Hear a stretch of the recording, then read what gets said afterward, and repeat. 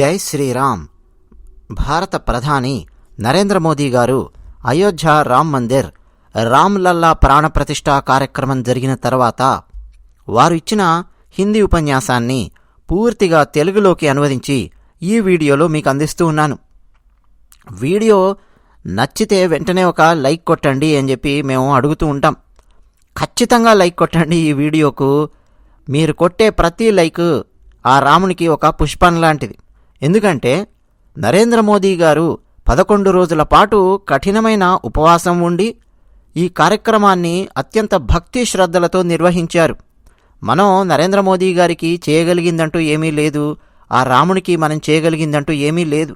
మీ likes ద్వారా, మీ comments ద్వారా మీ ఉత్సాహాన్ని, ఆనందాన్ని మాకు ప్రకటించండి. మేం కూడా అందులో భాగస్థులం అవుతాం. ఇక నరేంద్ర మోదీ గారు హిందీలో ఇచ్చిన ఉపన్యాసాన్ని పూర్తిగా తెలుగులోకి అనువదిస్తూ ఉన్నాను. మా ఇతర అయోధ్య వీడియోస్ కూడా మా ఛానల్లో ఉన్నాయి, చూస్తారని చెప్పి ఆశిస్తూ ఉన్నాను. సియావర్ రామచంద్రకి జై, సియావర్ రామచంద్రకి జై. వేదిక మీద ఆసీనులైన గౌరవనీయులైన సాధువులు మరియు ఋషులు, సంత్ పురుషులు, ఇక్కడ ఉన్న రామభక్తులందరూ, అలాగే ప్రపంచంలోని ప్రతి మూలలో మాతో కనెక్ట్ అయ్యారు. మీ అందరికీ నా నమస్కారాలు. అందరికీ రామ్ రామ్. ఈరోజు మా రాముడు వచ్చాడు. శతాబ్దాల నిరీక్షణ తర్వాత మన రాముడు వచ్చాడు. శతాబ్దాల అపూర్వమైన సహనం, లెక్కలేనన్ని త్యాగాలు, తపస్సు, వీటన్నింటి తర్వాత మన శ్రీరాముడు వచ్చాడు. ఈ శుభ సందర్భంలో మీ అందరికీ మరియు దేశ ప్రజలందరికీ ఎన్నో ఎన్నో శుభాభినందనలు. పరమాత్మ చైతన్య సాక్షిగా గర్భాలయంలో మన ముందు ప్రత్యక్షమయ్యాడు. ఆ విషయం ఇక్కడ ప్రకటించడానికి నాకు చాలా చాలా ఆనందంగా ఉంది. చెప్పడానికి చాలా ఉంది, కానీ నా గొంతు మూగబోతోంది. నా శరీరం ఇంకా కంపిస్తూనే ఉంది. నా మనస్సు ఇంకా ఈ క్షణంలో ఒక రకమైన ఆనంద, ఆశ్చర్య అనుభూతులతో నిండిపోయి ఉంది. మా రాములల్లా ఇకపై డేరాలో నివసించడు. మా రాములల్లా ఇప్పుడు ఈ దివ్యమైన, భవ్యమైన ఆలయంలో నివసిస్తాడు.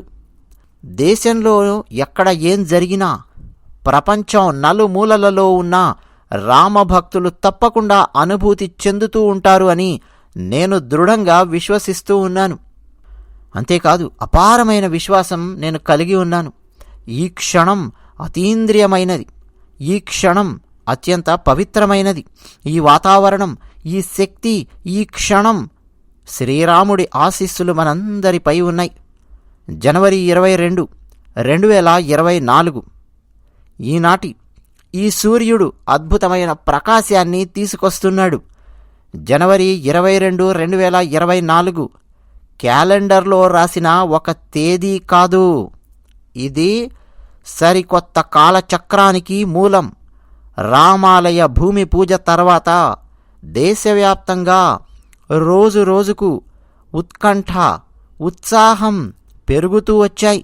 ఎప్పుడెప్పుడు మా రాముడిని మేము చూస్తామా అన్న ఉత్సాహం క్రమక్రమంగా పెరుగుతూ వచ్చింది.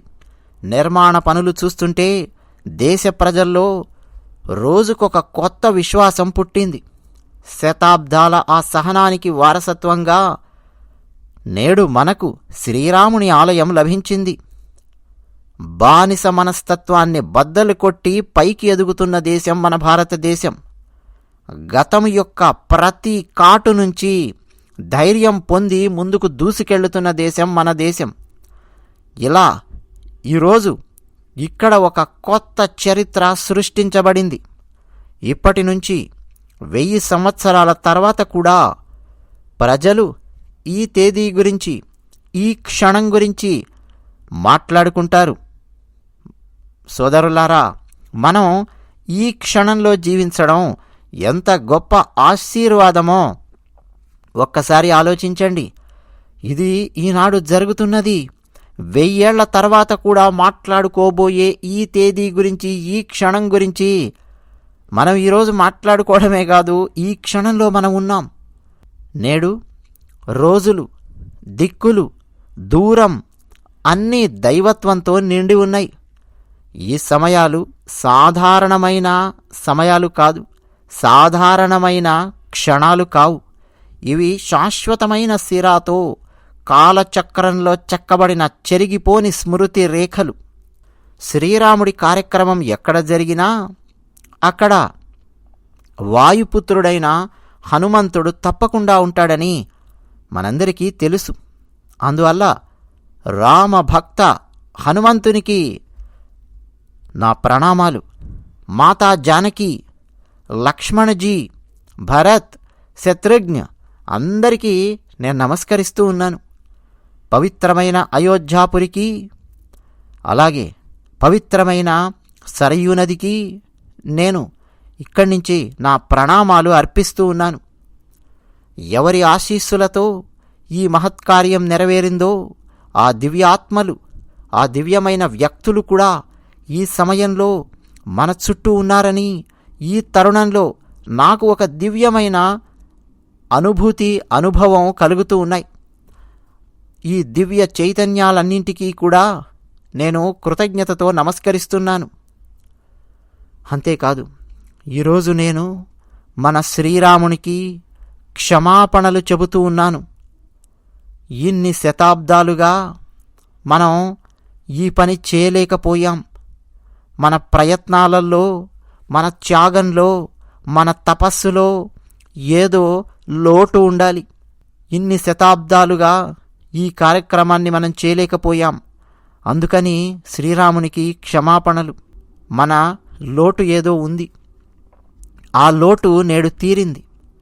ఈరోజు రాముడు మనల్ని తప్పకుండా క్షమిస్తాడని నేను విశ్వసిస్తూ ఉన్నాను. నా ప్రియమైన దేశ ప్రజలారా, త్రేతాయుగంలో శ్రీరాముని రాకపై తులసీదాస్ గారు ఇలా రాశారు: ప్రభూబిలోకి హరిషేపురు బాసి. శ్రీరాముడు అయోధ్యా నగరాన్ని వదిలి వెళ్ళినప్పుడు ఇక్కడి వాసులకు వియోగము, దుఃఖము అన్నీ ఏర్పడ్డాయి. కానీ అవన్నీ నశించిపోయే క్షణం ఇది. భగవంతుని రాకను చూసి అయోధ్యావాసులందరూ దేశమంతటా ఆనందోత్సాహాలతో నిండిపోయి ఉంది.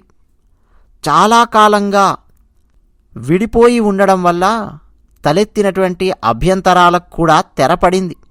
అప్పట్లో ఆ ఎడబాటు శ్రీరామునికి కేవలం 14 ఏళ్లు మాత్రమే. కానీ ఇప్పుడు ఎడబాటు భరించలేనంతగా ఉంది.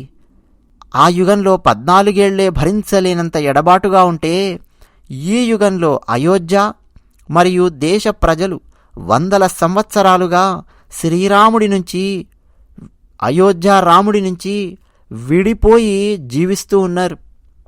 మన తరాలలో చాలామంది శ్రీరాముడి నుంచి విడిపోయి జీవిస్తున్నటువంటి పరిస్థితి ఏర్పడింది.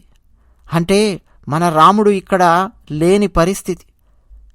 ఒకప్పుడు 14 ఏళ్ళు రాముని ఎడబాటుకు గురైతే ఇప్పుడు 100 ఏళ్ల పాటు మనం ఎడబాటుకు గురయ్యాం. రామ రామ అని పరితపించాం. శ్రీరాముడు మన భారత రాజ్యాంగంలోని ఆ కాపీలో, మొట్టమొదటి కాపీలో ఉన్నాడు. కానీ ఆ రాజ్యాంగం అమలులోకి వచ్చిన తర్వాత కూడా శ్రీరాముని ఉనికిపై దశాబ్దాలుగా న్యాయ పోరాటం కొనసాగింది. న్యాయం తన గౌరవాన్ని కాపాడుకున్నందుకు భారత న్యాయ వ్యవస్థకు నా కృతజ్ఞతలు తెలియజేస్తూ ఉన్నాను. న్యాయానికి పర్యాయపదంగా ఉన్న శ్రీరాముడి ఆలయం కూడా న్యాయమైన పద్ధతిలో నిర్మించబడింది. మిత్రులారా, నేడు ప్రతి గ్రామంలో కీర్తన, సంకీర్తనలు ఏకకాలంలో జరుగుతున్నాయి. నేడు ఆలయాలలో ఉత్సవాలు, పరిశుభ్రతకు సంబంధించిన కార్యక్రమాలు నిర్వహిస్తున్నారు. దేశం మొత్తం ఈరోజు దీపావళిని జరుపుకుంటోంది. ఈరోజు సాయంత్రం ప్రతి ఇంట్లో రామజ్యోతి వెలిగించేందుకు సన్నాహాలు చేస్తున్నారు. నిన్న శ్రీరాముని ఆశీస్సులతో నేను ధనుష్కోడిలోని రామసేతు ప్రారంభ బిందువు అరిచల్ మునై వద్ద ఉన్నాను. శ్రీరాముడు సముద్రాన్ని దాటడానికి బయలుదేరిన క్షణం, కాలచక్రాన్ని మార్చిన ఆ క్షణం, ఆ భావోద్వేగ క్షణాన్ని అనుభూతి చెందడానికి నేనక్కడికి వెళ్ళాను. నా వినయపూర్వకమైన ప్రయత్నం చేశాను. అక్కడ పుష్పాలు ఉంచి పూజించాను.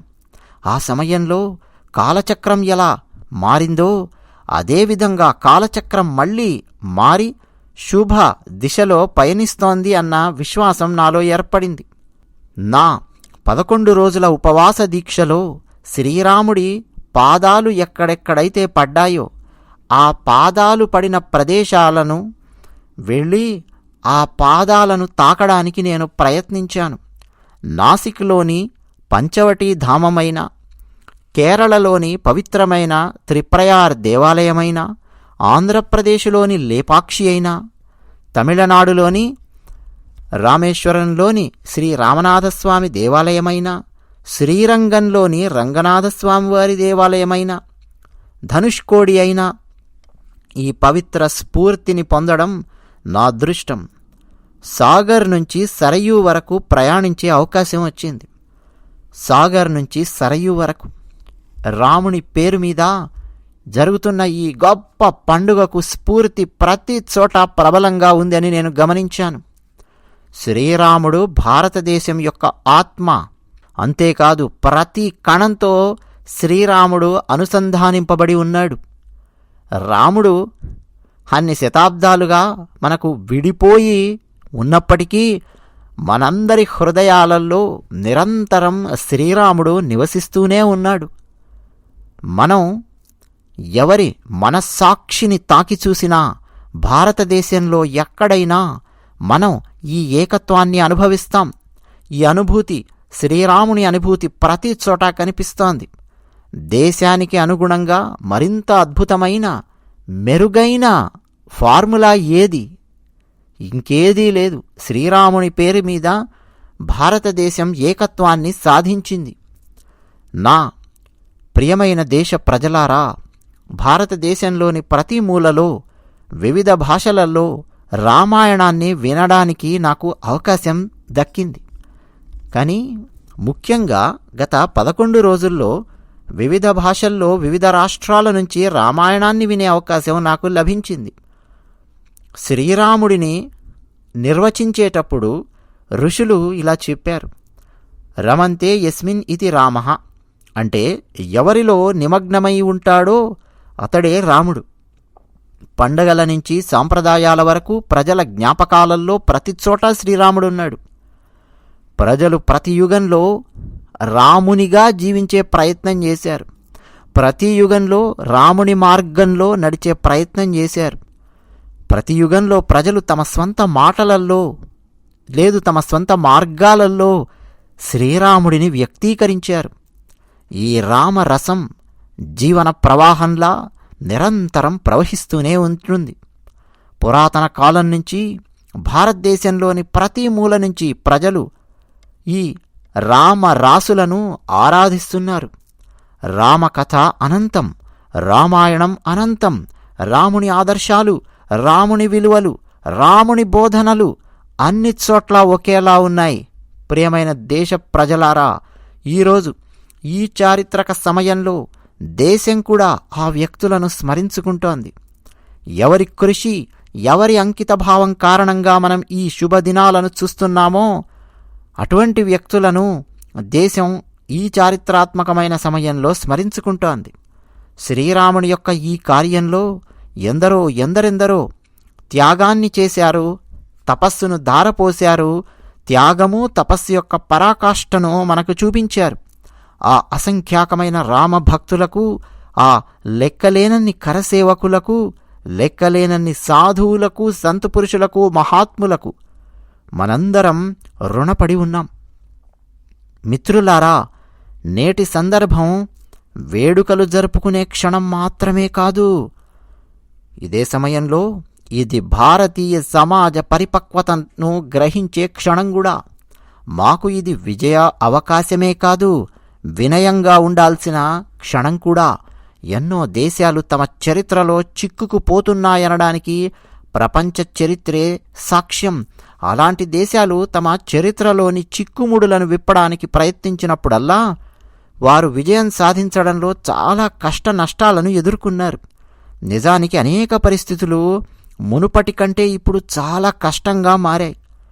కానీ మన దేశం ఈ చరిత్ర యొక్క చిక్కుముడిని విప్పి గంభీరతను, భావోద్వేగాన్ని, మన భవిష్యత్తును ఒక్కసారిగా అందంగా చూపించబోతూ ఉన్నాయి.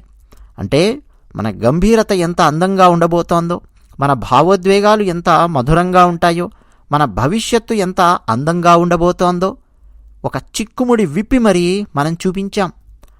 రామమందిరం నిర్మిస్తే మంటలు అంటుకుంటాయని ఒకప్పుడు కొందరు చెప్పారు. అలాంటి వ్యక్తులు భారతదేశ సామాజిక స్ఫూర్తి యొక్క స్వచ్ఛతను ఎప్పటికీ అర్థం చేసుకోలేరు. ఈ రాములల్లా ఆలయ నిర్మాణం కూడా శాంతి, సహనం, పరస్పర సామరస్యం మరియు భారతీయ సమాజం యొక్క సమన్వయానికి చిహ్నం. ఈ కట్టడం వల్ల ఏ నిప్పు పుట్టడం లేదు, ఏ మంటలు పుట్టడం లేదు. శక్తి పుడుతోంది, సరికొత్త శక్తి పుడుతోంది. శక్తిని మనం చూస్తున్నాం. ఉజ్వలమైన భవిష్యత్తు బాటలో ముందుకు సాగేందుకు రామమందిరం సమాజంలోని ప్రతి వర్గానికి స్ఫూర్తినిచ్చింది. నేను ఈరోజు వాళ్లకు విజ్ఞప్తి చేస్తున్నాను, రండి, మీరు గ్రహించండి. రాముని గురించి తప్పుడు మాటలు మాట్లాడిన వాళ్ళు మీ ఆలోచనను పునః పరిశీలించుకోండి. రాముడు అగ్ని కాదు, రాముడు మంటలు పెట్టే అగ్ని కాదు, రాముడు ఒక శక్తి, రాముడు వివాదం కాదు, రాముడు ఒక పరిష్కారం. రాముడు మనకే కాదు, అందరికీ చెందినవాడు. రాముడు కేవలం ఉన్నవాడు మాత్రమే కాదు, రాముడు శాశ్వతుడు. రాముడు ఉన్నాడు అని కాదు అనవలసింది, రాముడు శాశ్వతుడు, ఎప్పుడూ ఉంటాడు, ఎప్పటికీ ఉండి తీరతాడు రాముడు. మిత్రులారా, ఈరోజు రామమందిరం ప్రాణప్రతిష్ఠ అనే ఈ సంఘటనతో ప్రపంచం మొత్తం కనెక్ట్ అయిన తీరు రాముని సర్వవ్యాపకత్వాన్ని బయట పెడుతుందా లేదా ఆలోచించండి. వేడుకలు చాలా దేశాలలో మాదిరిగానే ఉంటాయి.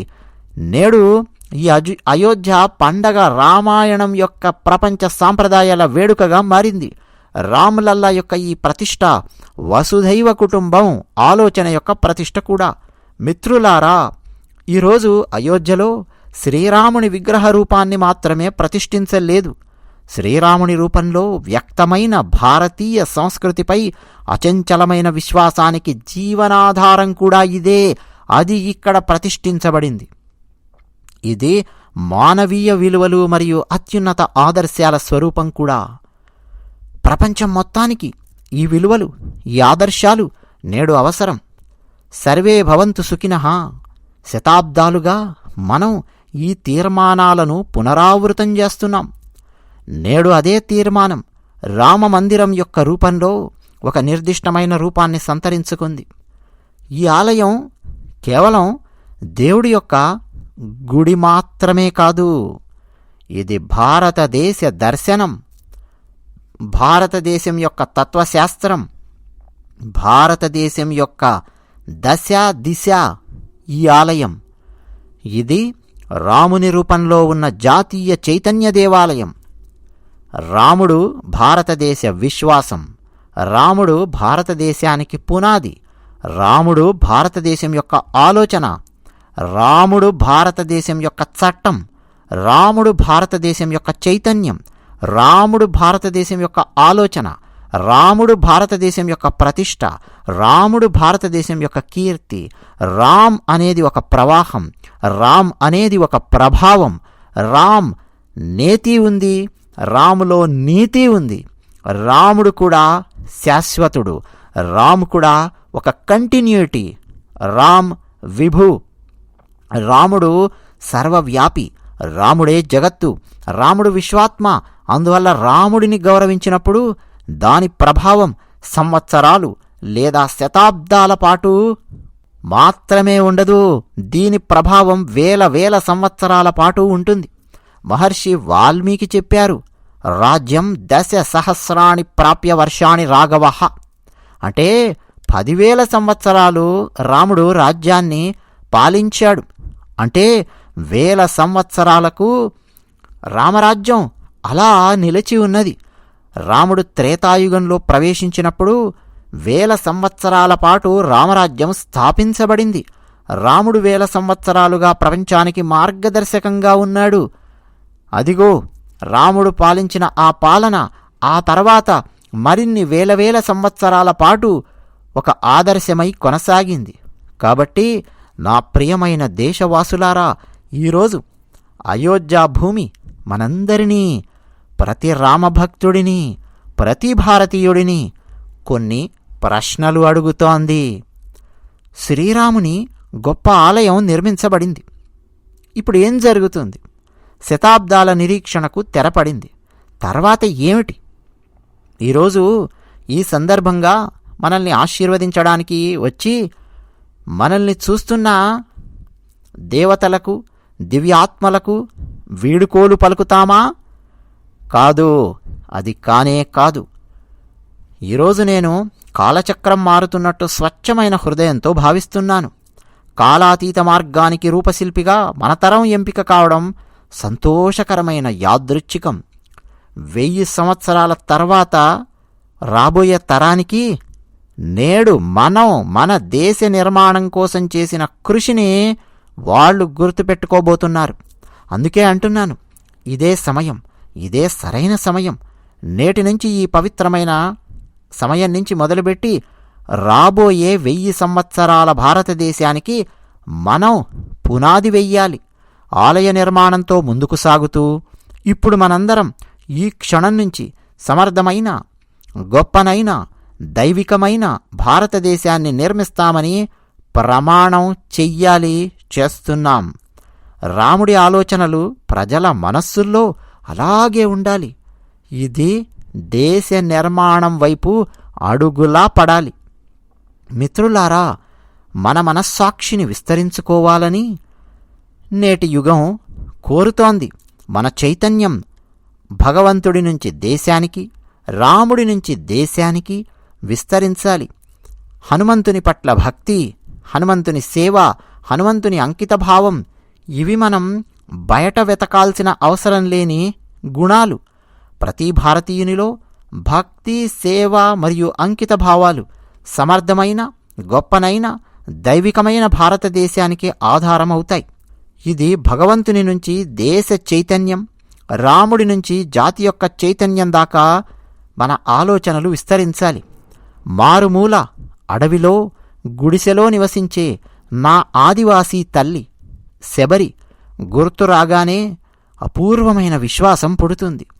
రాముడు వస్తాడు, రాముడు వస్తాడు, రాముడు వస్తాడు అని తల్లి శబరి చాలా కాలంగా చెబుతూ ఎదురుచూస్తూ వచ్చింది. రాముడు వచ్చాడు. ప్రతి భారతీయునిలో పుట్టిన ఈ విశ్వాసం బలమైన, సమర్థమైన, గొప్పనైన, దైవికమైన భారతదేశానికి ఆధారం కావాలి. ఇది భగవంతుని నుంచి దేశ చైతన్యం, రాముడి నుంచి జాతి చైతన్యం దాకా విస్తరించాలి. నిషాదరాజ్ గుహుడు, అతని స్నేహం అన్ని హద్దులు దాటిందని మనకు తెలుసు. రాముని పట్ల నిషాదరాజుకు ఉన్న స్నేహము, ఆ ప్రేమ, భక్తి, రాముని పట్ల అనుబంధం ఎంత గొప్పనైనవో మనందరికీ తెలుసు. అందరూ మనవారే, అందరూ సమానమే. ప్రతి భారతీయునికి చెందిన ఈ భావన, సోదర భావం బలమైన, సమర్థవంతమైన, గొప్పనైన, దైవికమైన భారతదేశానికి ఆధారం అవుతాయి. ఇది భగవంతుని నుంచి దేశ చైతన్యం, రాముని నుంచి జాతి చైతన్యం యొక్క విస్తరణ దాకా అలా వెళ్ళాలి మన ఆలోచనలు. మిత్రులారా, నేడు దేశంలో నిస్పృహకు ఆస్కారం లేదు. నేను చాలా సామాన్యుడిని, నేను చాలా చిన్నవాడిని, ఇలా ఎవరైనా అనుకుంటే అతను ఉడత యొక్క సహకారం గుర్తుంచుకోవాలి. ఉడత జ్ఞాపకం మాత్రమే మన సంకోచాన్ని తొలగిస్తుంది. చిన్నదైనా పెద్దదైనా ప్రతి ప్రయత్నానికి దాని స్వంత బలం, దాని స్వంత సహకారం ఉంటుందని ఉడత సహాయం మనకు నేర్పిస్తుంది. అందుకే నేను చిన్నవాణ్ణి, సామాన్యుణ్ణి అనుకోకండి. ఒక మంచి కార్యక్రమం చెయ్యాలి అనుకున్నప్పుడు సహకారం లభించి తీరుతుంది. ప్రతి ఒక్కరి ప్రయత్నాల స్ఫూర్తి బలమైన, సమర్థవంతమైన, గొప్పనైన, దైవికమైన భారతదేశానికి ఆధారమై తీరుతుంది. ఇది భగవంతుని నుంచి దేశ చైతన్యం, రాముని నుంచి జాతి చైతన్యం దాకా విస్తరించాల్సిన ఆలోచన. మిత్రులారా, లంకను పాలించిన రావణాసురుడు అపారమైన జ్ఞానం, శక్తి కలిగి ఉన్నాడు. కానీ జటాయువు చిత్తశుద్ధిని చూడండి. జటాయువు గారు తన శక్తితో అత్యంత శక్తివంతమైన రావణాసురునితో పోరాడాడు. రావణాసురుడిని ఓడించలేనని జటాయువుకు ఖచ్చితంగా తెలుసు. కానీ రావణాసురుడికి సవాలు విసిరాడు, పోరాటం చేశాడు. కర్తవ్యం యొక్క ఈ పరాకాష్ఠ, ఈ సమర్థత గొప్పనైన, దైవికమైన, సమర్థవంతమైన భారతదేశానికి ఆధారం. భగవంతుని నుంచి దేశం దాకా, రాముని నుంచి దేశ చైతన్యం దాకా విస్తరణ అంటే ఇదే. జటాయువు నుంచి మనం నేర్చుకోవాల్సిన స్ఫూర్తి. మన జీవితంలోని ప్రతి క్షణాన్ని దేశ నిర్మాణం కోసం అంకితం చేస్తామని ప్రతిజ్ఞ చేద్దాం. శ్రీరాముని పనితో దేశం యొక్క పని ముడిపడి ఉండాలి. సమయం అలా ముడిపడి ఉండాలి, ప్రతి క్షణం అలా ముడిపడి ఉండాలి. శరీరంలోని ప్రతి కణం రాముడి అంకిత భావాన్ని జాతికి అంకితం చేయాలి అన్న లక్ష్యంతో అనుసంధానం చెయ్యాలి. నా దేశ ప్రజలారా, శ్రీరామునికి మన పూజలు ప్రత్యేకంగా ఉండాలి. ఈ ఆరాధన ఇంకా ఇంకా పైకి ఎదిగే విధంగా ఉండాలి. కేవలం మన కోసమే కాదు, అందరి కోసం ఉండాలి. ఈ పూజ అహంకారం కోసం కాకుండా మనం దేశాభివృద్ధి కోసం సమర్పించే విధంగా ఉండాలి. భారతదేశం యొక్క మన కష్టానికి పరాకాష్ఠ కూడా భగవంతునికి సమర్పించడం. మన దైనందిన శౌర్యాన్ని, ప్రయత్నాలను, అంకిత భావాన్ని శ్రీరామునికి అందించాలి. వీటితోనే మనం ప్రతిరోజు రాముణ్ణి పూజించాలి. అప్పుడే మన భారతదేశాన్ని సుసంపన్నంగాను, అభివృద్ధి చెందిన భారతదేశంగాను మనం చేయగలం. నా దేశ ప్రజలారా, ఇది భారతదేశ అభివృద్ధికి స్వర్ణయుగం. నేడు భారతదేశపు యువత శక్తితో నిండి ఉంది. ఎవరికి ఎంతకాలం తర్వాత అలాంటి సానుకూల పరిస్థితులు తలెత్తుతాయి? ఇంకా మనం ఏమీ మిస్ అవ్వాల్సిన అవసరం లేదు, ఇక కూర్చోవాల్సిన అవసరం లేదు. మన దేశ యువతకు చెబుతున్నాను, మీ ముందు 1000 సంవత్సరాల సాంప్రదాయం ఉంది. అదే మీకు స్ఫూర్తి. 15 లక్షల కిలోమీటర్లు ప్రయాణించి మిషన్ ఆదిత్యను విజయవంతం చేస్తున్నా. చంద్రునిపై త్రివర్ణ పతాకాన్ని ఎగురవేస్తూ ఆకాశంలో తేజస్సుగా ఉన్న సూర్యుని దగ్గరికెళ్ళి సముద్రంలోని విక్రాంత్ ఏం చేస్తుందో మీకు తెలుసు. అటు సూర్యునికి సంబంధించిన మిషన్, ఇటు చంద్రునికి సంబంధించిన మిషన్, అటు సముద్రంలో విక్రాంత్ మిషన్. ఇవన్నీ భారతదేశానికి, భారత తరానికి మీరు ప్రాతినిధ్యం వహిస్తున్నారు. మన భారత జాతీయ త్రివర్ణ పతాకం అన్ని చోట్ల రెపరెపలాడుతోంది. మీ వారసత్వం గురించి గర్విస్తూనే మీరు భారతదేశపు కొత్త ఉదయాన్ని లిఖించాలి. సాంప్రదాయం యొక్క స్వచ్ఛతను మీరు అందుకుంటూనే మరోపక్క ఆధునికత యొక్క ఆ గొప్పదనాన్ని రెండింటినీ జోడించుకుంటూ, అనుసరిస్తూ భారతదేశం యొక్క శ్రేయస్సు కోసం లక్ష్యాన్ని పెట్టుకుంటూ ముందుకు కొనసాగుతూ ఉండాలి. మీ లక్ష్యం భారతదేశపు శ్రేయస్సు అయి ఉండాలి. మిత్రులారా, ఇప్పుడు విజయానికి సమయం ఆసన్నం అయ్యింది. రాబోయే సమయం ఇప్పుడు సాధన కోసం. ఈ దివ్యమైన భవ్యమైన రామమందిరం భారతదేశం యొక్క ఒక సరికొత్త ఆవిర్భావానికి సాక్షిభూతంగా మారబోతోంది. లక్ష్యం నిజం అని రుజువైతే సమిష్టి వ్యవస్థీకృత శక్తి నుంచి లక్ష్యం గనక పుడితే ఆ లక్ష్యాన్ని సాధించడం అసాధ్యం కాదని ఈ రామాలయం మనకు బోధిస్తుంది. వ్యవస్థీకృతమైన శక్తి నుంచి పుట్టిన లక్ష్యం ఈ రామాలయాన్ని సాధించింది. ఇది భారతదేశం యొక్క సమయం, ఇదే మన సమయం. భారతదేశం ఇక ముందుకు సాగుతుంది. శతాబ్దాల నిరీక్షణ తర్వాత ఇక్కడికి మనం చేరుకున్నాం. మనందరం ఈ యుగం కోసం, ఈ కాలం కోసం ఎదురు చూస్తున్నాం. ఇక ఇప్పుడు మనం ఆగం. అభివృద్ధి పదంలో దూసుకుపోతూనే ఉంటాం. ఈ భావనతో నేను రామ్ లల్లా పాదాలకు నమస్కరిస్తూ ఉన్నాను. అంతేకాదు, మీ అందరికీ మంచి జరగాలి అని కోరుకుంటున్నాను. ఇక్కడికొచ్చిన సాధువులందరి పాదాలకు నా నమస్కారాలు. జై సియావర్ రామచంద్ర, జై సియావర్ రామచంద్ర, జై సియావర్ రామచంద్ర. అమ్మా, ఇదండి భారత ప్రధాని నరేంద్ర మోదీ గారు ఇచ్చిన హిందీ ఉపన్యాసాన్ని పూర్తిగా తెలుగులోకి స్వేచ్ఛానువాదం చేసి మీకు అందించే ప్రయత్నం చేశాను. మా ప్రయత్నం కనుక మీకు నచ్చితే వెంటనే లైక్ కొట్టడమే కాదు, మా ఛానల్కు సబ్స్క్రైబ్ కూడా అవ్వండి. మీ అభిప్రాయాలు కామెంట్ సెక్షన్లో రాసి పంచుకుంటున్న వాళ్లకు ప్రత్యేకంగా మేము ధన్యవాదాలు చెప్తూ ఉన్నాము. నరేంద్ర మోదీ గారు మాట్లాడినటువంటి మాటలలో చాలా చాలా చాలా చాలా సారాంశం ఉందండి. అవన్నీ మనం సమయాన్ని బట్టి ముందు ముందు వీడియోస్లో మాట్లాడుకునే ప్రయత్నం చేద్దాము. అందరికీ మరొక్కసారి జై శ్రీరామ్.